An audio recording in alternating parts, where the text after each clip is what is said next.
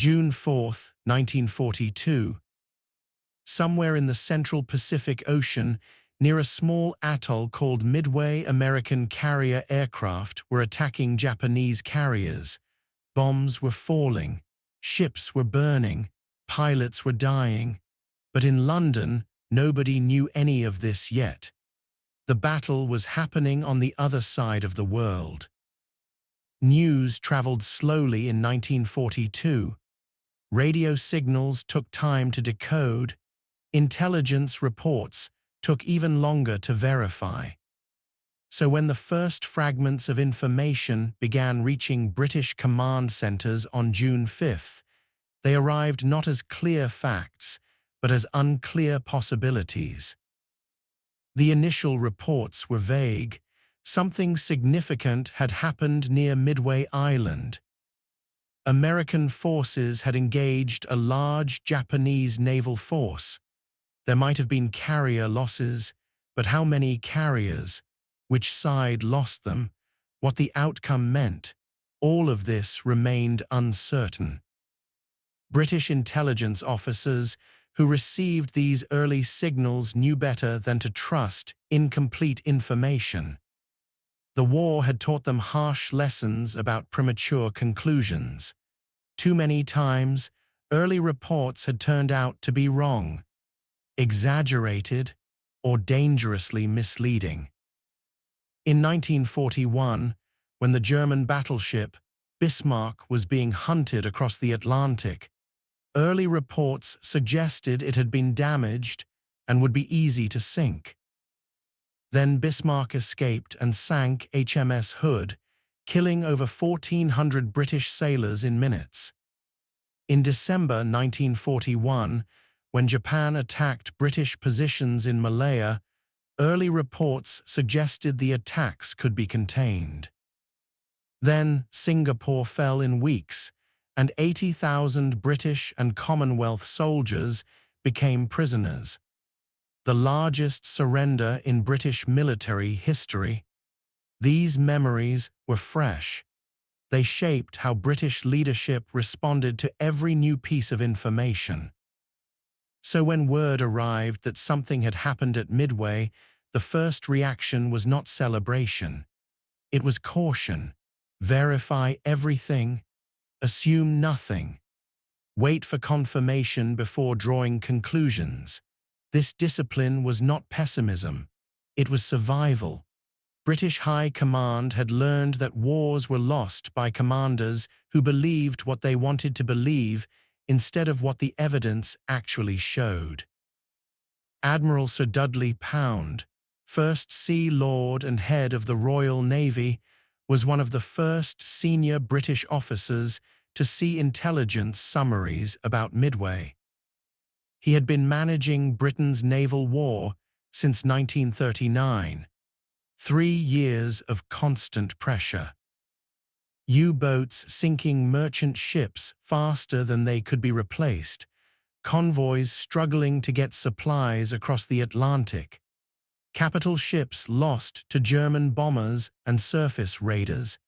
Every day brought new problems that required immediate solutions. Pound did not have time for speculation. He needed facts. The early Midway reports gave him very few facts. American carriers had attacked Japanese carriers. There had been significant action. Damage was reported on both sides, but the scale of that damage remained unclear. Pound's immediate concern was not whether Japan had lost carriers. His concern was whether America had lost carriers. Because if American carriers were gone, Japan would dominate the Pacific completely. Australia would be threatened. India would be threatened. British forces stretched across Asia would face even more pressure than they already did. By June 6th, more detailed information started arriving. Intelligence signals indicated that multiple Japanese carriers had been hit, possibly destroyed. American losses appeared to be lighter than initially feared. This was better news, but Pound still waited. He had seen too many battles where initial reports painted one picture and final assessments painted something completely different. He ordered his staff to continue gathering information and to avoid making strategic decisions based on unconfirmed data. General Sir Alan Brooke, Chief of the Imperial General Staff, was Britain's senior army officer. He was responsible for coordinating British ground forces across multiple theatres: North Africa, India, the Middle East, Southeast Asia, Europe. Every decision he made affected thousands of lives. Every mistake cost soldiers. Brooke had developed a reputation for being cautious, analytical, and deeply skeptical of optimistic predictions. When Brooke was briefed about the Midway reports, his reaction was measured. He acknowledged that if Japan had indeed lost carriers, it would limit their ability to expand further into the Pacific. But he also noted that Japan still controlled vast territories, still had millions of soldiers, still possessed significant naval and air power beyond carriers. One battle, even a major one, did not change the fundamental strategic situation. Japan was still a threat. The war in the Pacific was still going to be long and costly. Brooke's private diary from this period reveals his thinking. He wrote about the dangers of allowing one victory to distort overall strategy. He worried that political leaders might interpret Midway as a signal that Japan was collapsing, when in reality, Japan remained capable of years of continued resistance.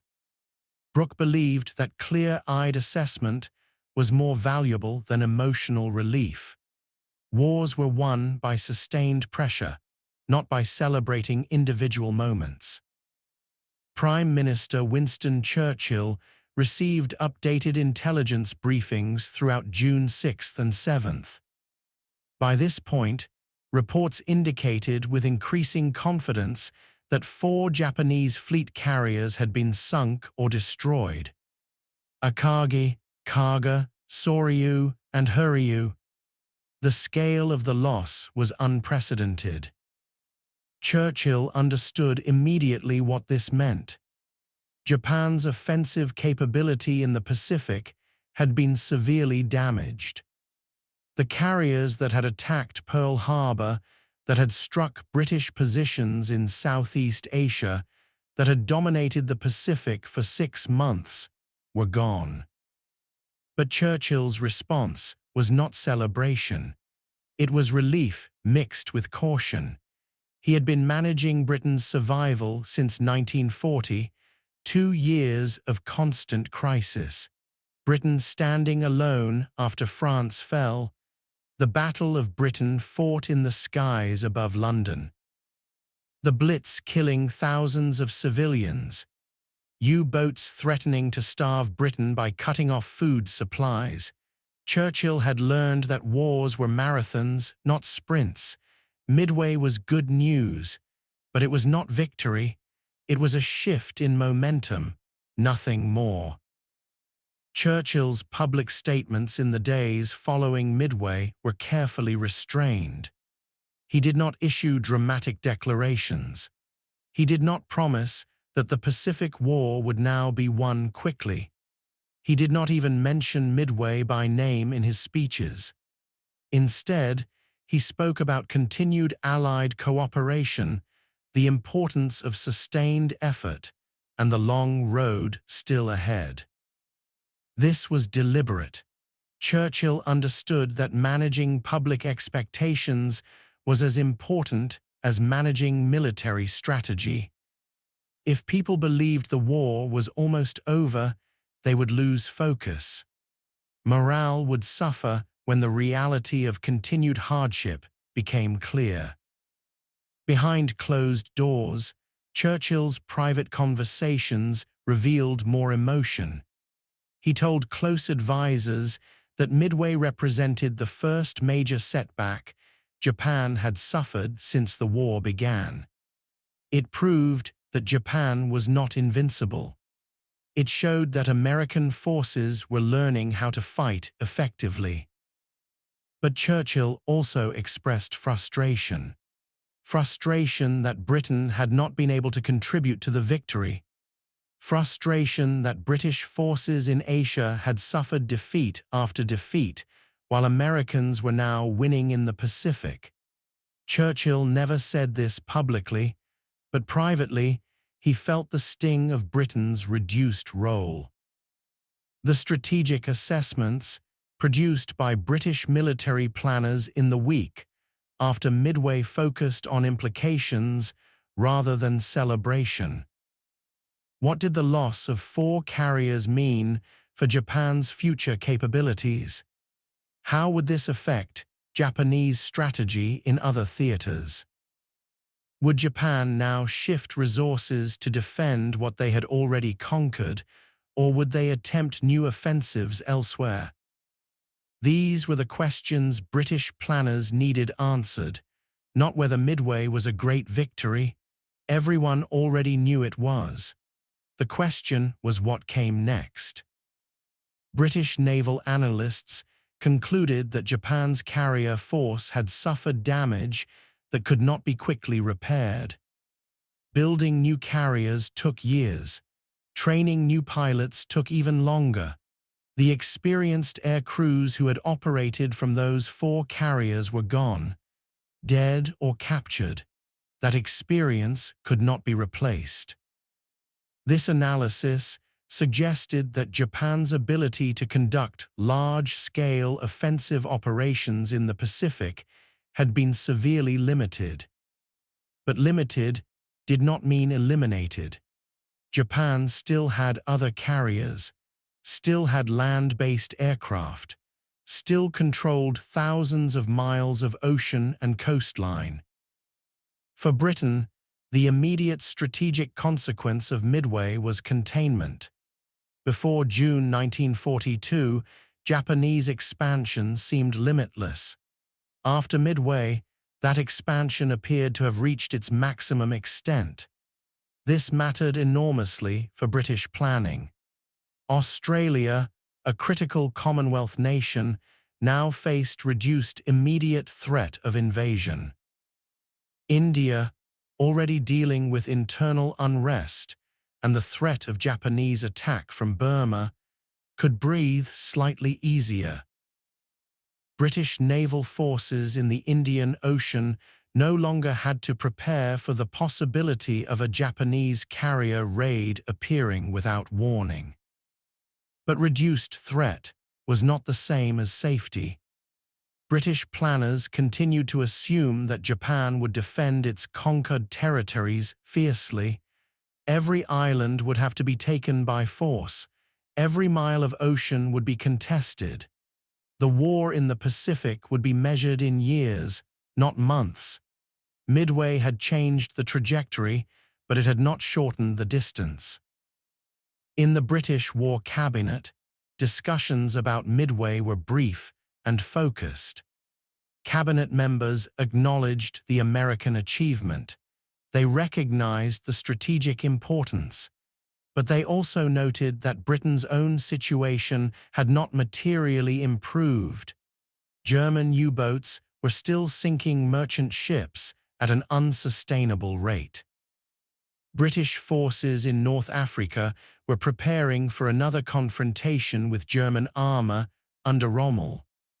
The threat of German invasion had not disappeared. Britain was still fighting for survival on multiple fronts. Midway was important, but it was not Britain's battle. The victories that mattered most to Britain were still ahead. One significant concern that emerged in British strategic discussions was coordination with the United States.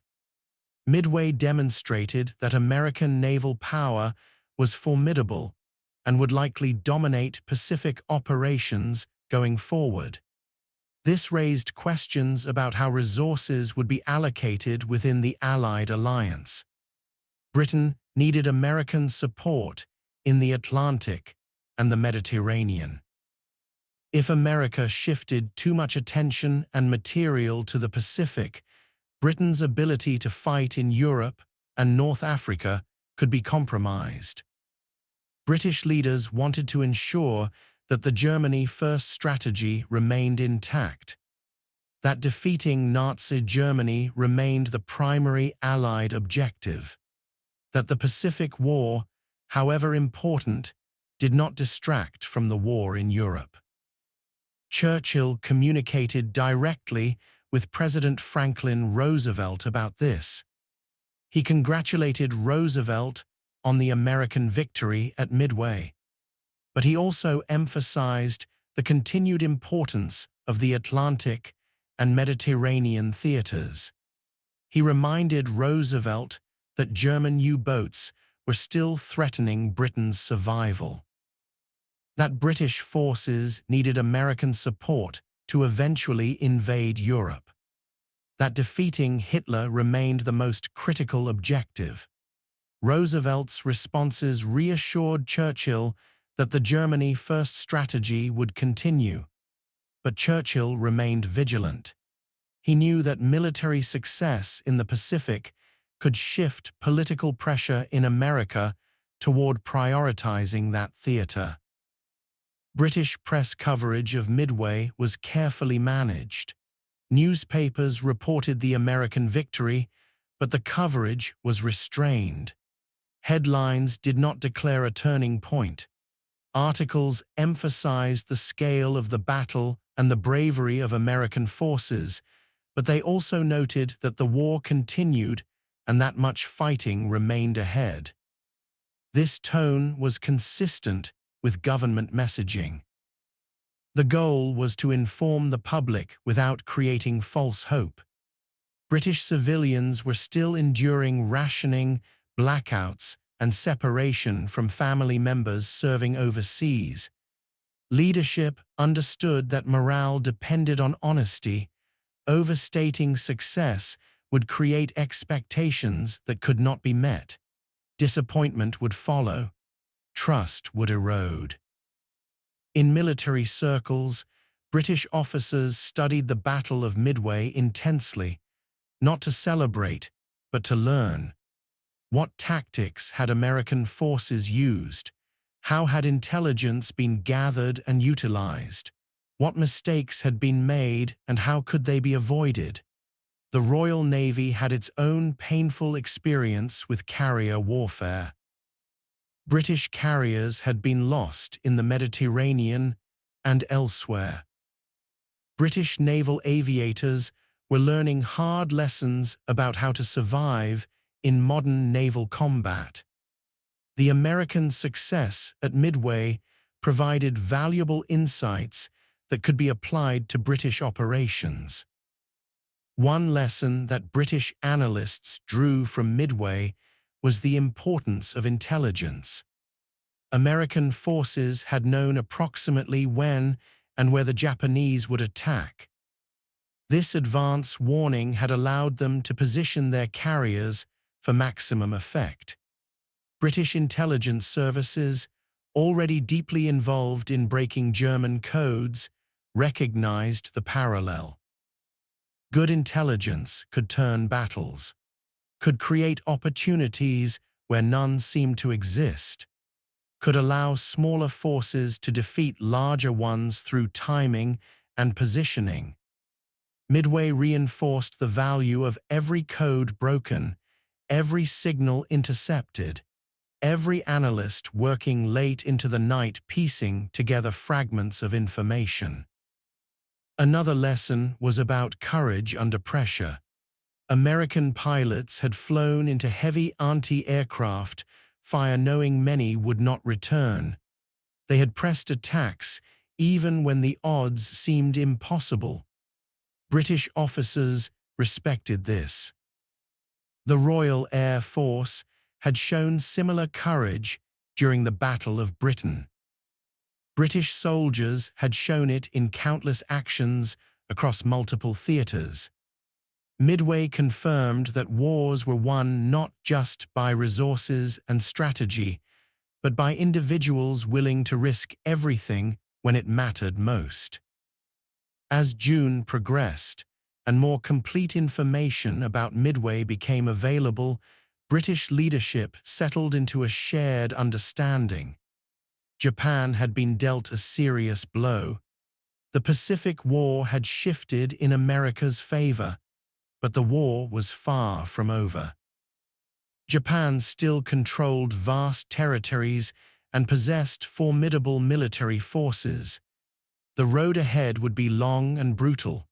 Victory, when it came, would be earned through sustained effort and continued sacrifice. Midway was one step on that road, an important step, but only one step. British High Command's response to Midway reflected the character of a leadership that had been tested repeatedly. They had experienced sudden defeats. They had seen allies collapse. They had watched carefully laid plans fall apart under the pressure of reality. These experiences had taught them discipline, taught them to separate what they hoped was true from what they knew was true, taught them that wars were won by leaders who maintained perspective even when perspective was uncomfortable. What British High Command said when Japan was defeated at Midway was this: the American achievement was significant and praiseworthy. The strategic situation in the Pacific had improved, but the war continued. Germany remained the primary threat. Britain's own battles still demanded full attention and resources. Celebration was premature. Relief was appropriate, but the task ahead remained enormous. And that task required focus, coordination, and continued sacrifice from everyone involved. In the months that followed, Midway became one piece of a larger pattern. American forces began offensive operations in the Solomon Islands. British forces fought at El Alamein in North Africa. Soviet forces held at Stalingrad. Each battle contributed to a slow shift in the war's momentum. But none of these battles ended the war. Each one simply made the next battle possible. British leadership understood this. They treated Midway not as a climax, but as a foundation for future operations. Years later, after the war ended, historians looked back at Midway and recognized it as a decisive turning point in the Pacific War. The battle where Japan's offensive capability was broken. The moment when American forces seized the initiative. But in June 1942, British leaders could not know this. They could only assess what was known at the time and plan accordingly. Their response, measured and cautious, reflected the wisdom earned through years of war.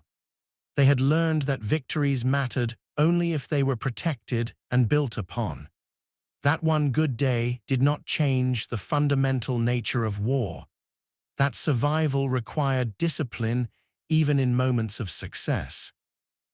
What British High Command said when Japan was defeated at Midway was shaped by everything they had experienced since 1939.